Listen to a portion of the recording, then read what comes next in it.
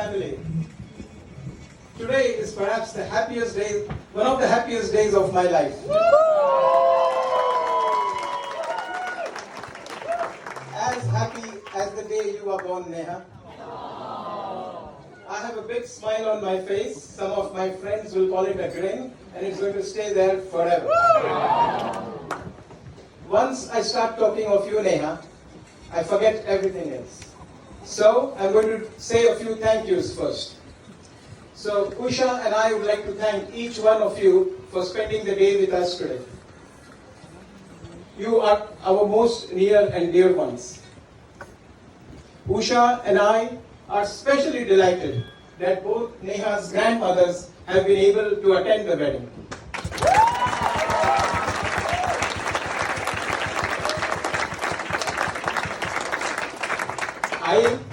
I means mother in Marathi, the language of Mumbai. I thank you for all the teeny weeny bits that you have done for the preparations for this day. Thank you also for your immense help and support over the last 28 years in raising Neha and Nikita. You were in Manchester when Neha was born, and you were in fact her first childminder and her first carer. Mamiji is Usha's mother. Mamiji, Usha and I are so happy that you have been able to make it to Edinburgh. There were a few hiccups on the way, but you are here. You hosted an incredible engagement party for Ben and Neha a few months ago in Mahu, and thank you for that. Mamiji, आप यहाँ आ सके, आप यहाँ आए, उषा और मुझे उसकी बहुत खुशी है. आपने बेन और नेहा के लिए एक शानदार एंगेजमेंट पार्टी ऑर्गेनाइज की थी महू में, उसके लिए बहुत बहुत धन्यवाद. और टंटू को भी और राजकुमार को भी.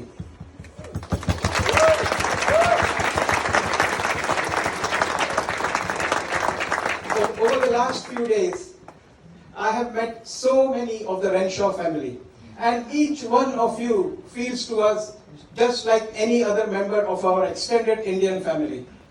And over the coming years, Usha and I look forward to meeting you again and again and again, getting to know you more and having you visit us in Edinburgh.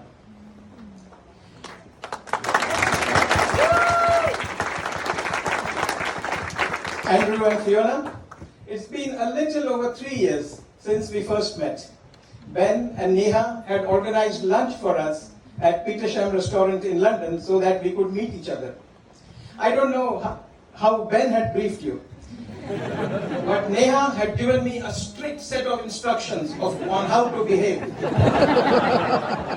And definitely no taking your phone out on the dinner table, Dad, and no this and no that. But anyway, I forgot everything that I had been told. We met, we chilled, and we have got along very well. And over the last 3 years, we have met on a number of occasions. We have been to each other's homes, and every time we meet you, Andrew and Fiona, every time we meet you, Usha and I know in our hearts that Neha is so lucky to have you as a second set of parents.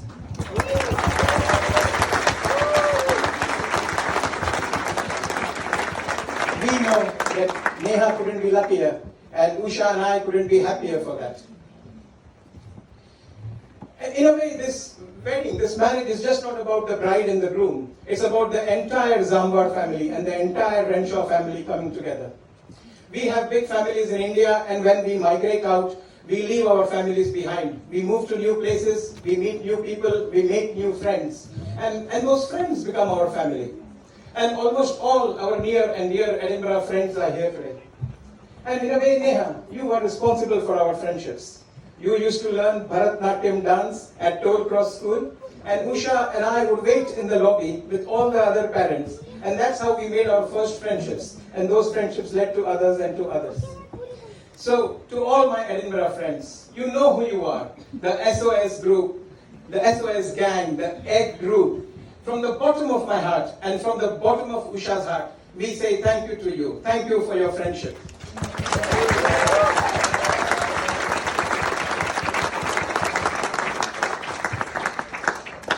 Some of the best days of my youth were as a medical student in Grant Medical College, and two of my best friends from that time are over here. Rizwana, perhaps the best time was when we started surgery together with Chatriwala in St. George's. And Charan, perhaps the most impactful time was when we studied for the PLAB and came to the UK together. So thank you for being here today, and thank you for being a part of my life. I have many thank yous to give. I'm sure I've forgotten some. All of you know who you are and how much you mean to Usha and me. You are our most near and dear ones. Ben, it's been 6 years since we first met. Neha had organized dinner for us at the Gate restaurant. And since the first time we met you, Ben, Usha and I have been absolutely thrilled that Neha has found such a gem for herself.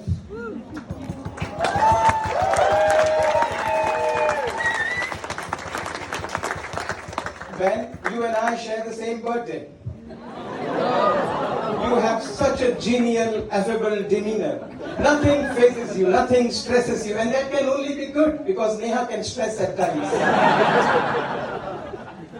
One weekend in Edinburgh, Ben, you mentioned your interest in chess, and we played a game of chess. And I think I'm a decent chess player, but very soon into the game, I found myself in a losing position. And I was surprised because, Ben, you had said that you had not paid much attention to chess since leaving school. Anyway, with great difficulty, I managed to hold on to a draw, though I have a sneaking suspicion that Ben deliberately let me off the hook just out of politeness. It was later Ben told me that at school he had a maths teacher who was also his chess coach, and that maths teacher was none other than Paul Motwani, Scotland's first chess grandmasters. So your chess foundations must be very strong, Ben. And today, by the way, is International Chess Day.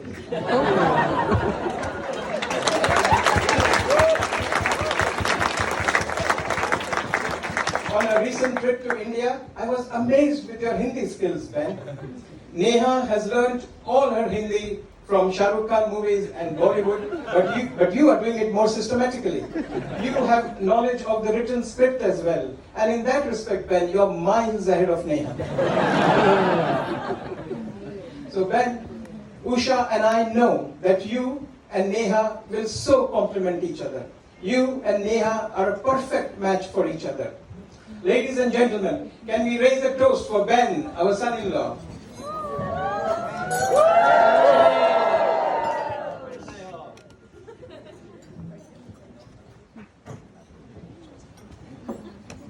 Neha, what can I say about you?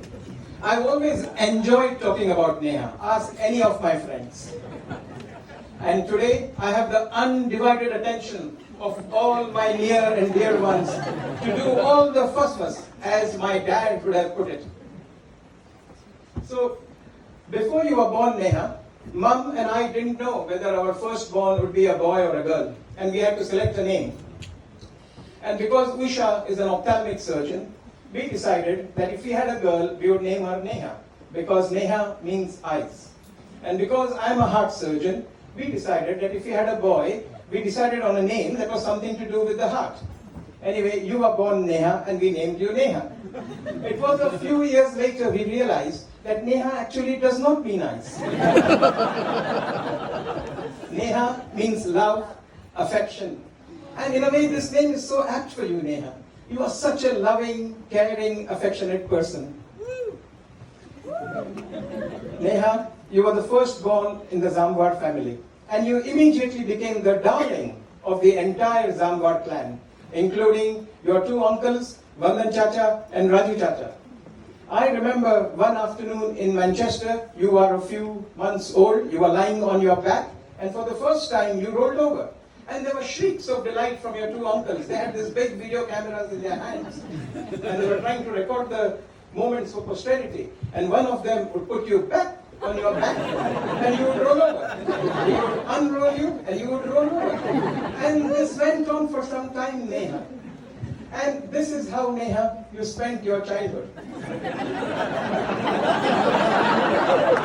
In the lap of immense love and affection, as the center of attention of the entire Zamvar family.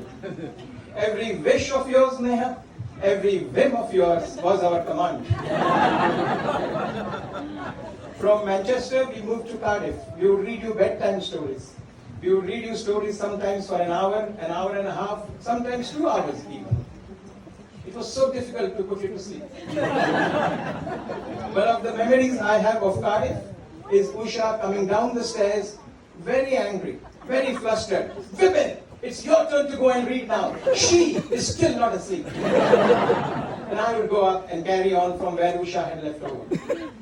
Sometimes, Neha, I would make a pact with you. In a very stern voice, I would say, I'm only going to read 3 stories and nothing more. And you had to go to sleep after that. You knew when not to argue and you would say yes. Sometimes, if I thought you were not looking at the pages or the pictures, I would skip a paragraph or 2. So just so that I could go a little bit quicker downstairs to my waiting wife and have dinner. Neha, you would wait till the end of your quota of 3 stories and then say, Dad, you missed the part about Winnie the Pooh jumping off the bridge. And then I would have to read you the stories again. Neha, your attention for detail, your memory is amazing. From Cardiff, we came to Edinburgh. Neha, you first went to St. Margaret's School and then George Watson's. And you had a press, almost flawless time in school as far as your academics was concerned, Neha. You won all those prizes, the awards, the scholarships, you played the violin, the piano, you took part in debating, and you also did all your maths challenges. Some on time, sometimes just to keep me happy. And for simple people, for simple parents like Usha and me, this brought us immense joy and satisfaction. Neha, we were so proud of you. In fact, Neha, we were so proud of you. But there's one story from George Watson's I must recount. Neha, you're a very punctual girl. You hate being late. You were on your way to orchestra practice, and one of your friends took the violin from your locker and ran across the corridor. You asked her to come back, she wouldn't. You were angry. You shouted at the top of your voice. You named her. Can you get your back here? Unfortunately for you, Neha, one of the teachers was passing by. She heard you swear. You are duly taken to the principal's office. You are punished. You are given a detention. Well, that was okay, but then the teacher said, you have to phone your dad and let him know that you've been given a detention. And you burst out crying, Neha. You just could not bring it to yourself to phone me and say, Dad, I've used a swear word, and so I've got a detention. So the teacher phoned me. I don't know what I was thinking.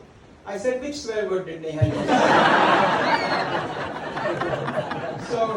So the teacher spelled it out to me, a 4-letter word beginning with A. And I spoke to you, Neha. I said, it's okay, don't worry, don't repeat it. And that was it. But this story says something about Neha and her school years. That a simple thing like getting detention for using a swear word brought you to tears. When you were growing, Neha, Mum and I spent most of our evenings and most of our weekend days ferrying you and Nikita from one dance class to another, from one activity to another. And during those car journeys, I would sometimes get calls from the hospital. And you get calls from the hospital only when patients are not doing well. So I would make my standard inquiries. What's the heart rate? What's the blood pressure? Is he passing urine? Are his legs warm and well perfused? One day, Neha, you asked me, why do you ask if the patient's legs are warm? And I explained to you. Sure enough, a few weeks later, there was a similar phone call. I spoke to the registrar, I made my inquiries, we made a plan, I disconnected. And Neha, you immediately said, Dad, you didn't ask him about his legs being warm. Such is your memory, Neha. Ben, just remember one thing. Neha remembers everything.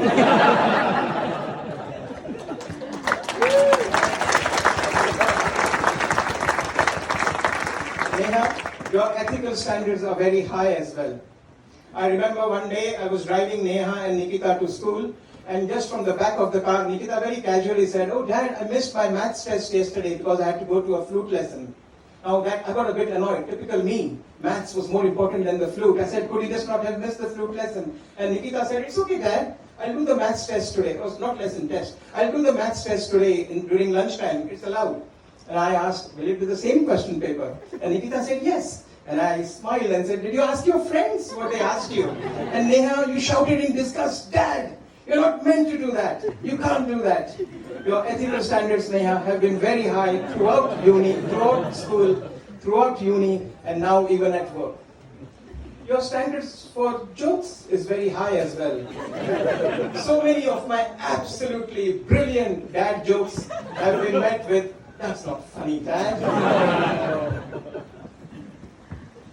Now coming to sibling rivalry and fights between sisters, they were very few and far in between, but they were intense. And when we would go on holidays, Usha and I would often joke or speculate which day of the holiday would be the first major spat. Would it be day 3 or day 5? However, Neha, Usha and I are so proud of you that you have metamorphosed from that angry, feisty, spirited teenager sibling into a loving, caring, affectionate elder sister, almost motherly towards Nikita when she went to London for her university. There is one complaint I have though. It's not a complaint, it's just a fact. Neha, Mum is your favorite parent. I don't know how it is I don't know how it is in other households, but Usha and I often have discussions. Sometimes those discussions become arguments. Sometimes they become quite heated and passionate arguments. And if you are around Neha, you always take Mom's side. Irrespective of the facts of the case. In fact, you don't let facts come in the way of your arguments, as long as you're defending Mom. If Mom were to mistakenly say today is a Sunday, and I said no, today is a Saturday, Neha, you'd still be on Mom's side and say, Dad, it's already Sunday in Australia, in India, so chill. I don't know, Andrew and Fiona, if you have similar discussions, or if your children have a role in helping you sort out the discussions, but sooner or later, Neha will have one favorite parent-in-law, and then good luck to the other one.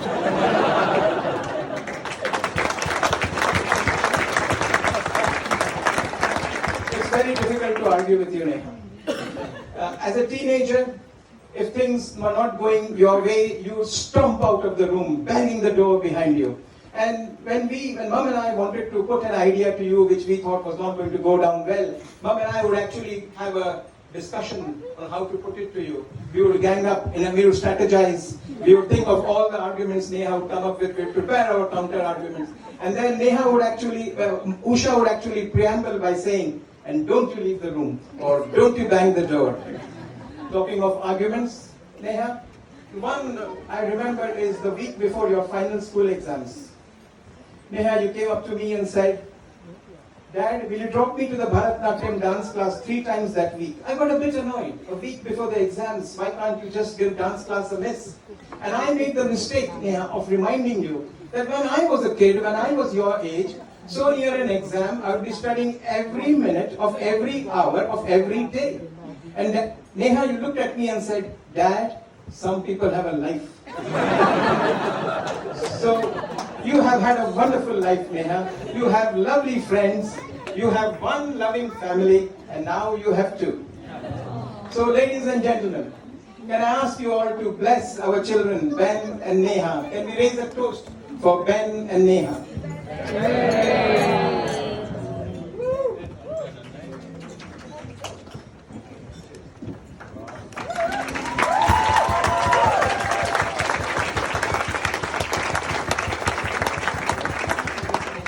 So after me will be Andrew, the father of the groom. Andrew.